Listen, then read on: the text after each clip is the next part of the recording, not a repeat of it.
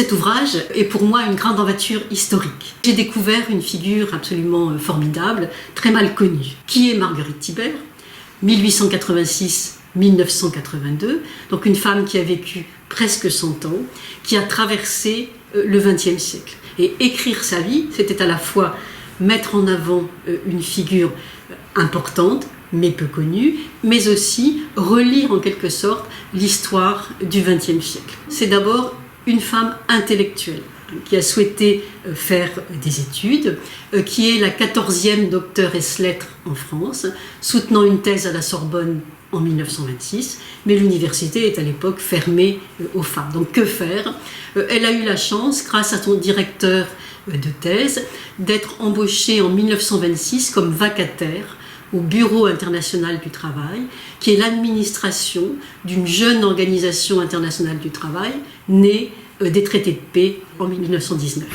Elle s'y impose par ses compétences. Elle finit par être embauchée comme fonctionnaire international, nouveau métier dans les années 1920-1930. On lui confie la charge des questions de travail des femmes et des enfants. Donc elle va beaucoup travailler sur ces questions-là à l'Organisation internationale du travail, dans l'entre-deux-guerres, mais aussi après sa retraite officielle à 60 ans, comme experte envoyée dans l'ensemble des nouveaux États issus de la décolonisation pour mettre en place des programmes, notamment des programmes de formation professionnelle des femmes et des jeunes filles. Parallèlement, c'est une femme militante, tous azimuts pourrait-on dire.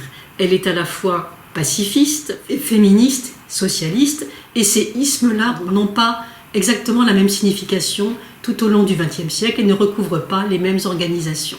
Féministe, elle a été suffragiste, elle a été une militante du travail des femmes parce que pour elle, l'indépendance économique des femmes est fondamentale pour leur libération, plus que l'acquisition des droits sexuels. Elle a eu un peu de mal à comprendre le féminisme qu'on appelle deuxième vague des années 70, mais elle est aussi socialiste, elle défend la cause ouvrière, elle défend l'égalité entre les hommes, elle est pour l'adoption de mesures sociales par son organisation, les conventions internationales du travail, mais aussi par les États membres de l'OIT.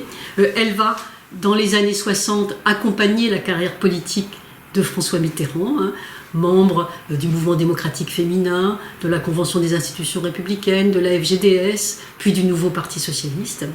Elle est aussi pacifiste. Avant 40, c'est membre de la paix par le droit. Après 45, membre de la Ligue internationale des femmes pour la paix et la liberté. Elle va aussi beaucoup discuter avec des militantes, pas toujours d'accord avec elle. Et notamment, cet ouvrage révèle un clivage féministe mal connu, particulièrement fort dans l'entre-deux-guerres, entre les militantes qui veulent des mesures de protection spécifiques du travail des femmes et d'autres qui veulent, disent-elles, l'égalité professionnelle, mais par exemple, pour elles, l'égalité professionnelle implique qu'il n'y ait pas de congé maternité obligatoire, qu'il n'y ait pas d'interdiction du travail de nuit des femmes, etc. Pour finir, finalement, que dire ? Une femme à découvrir, à redécouvrir, une femme à honorer, une femme qui mérite sans doute des noms de rues. Pour l'instant, elle n'en a que 2 en France, une rue à Dijon et une rue à Nantes.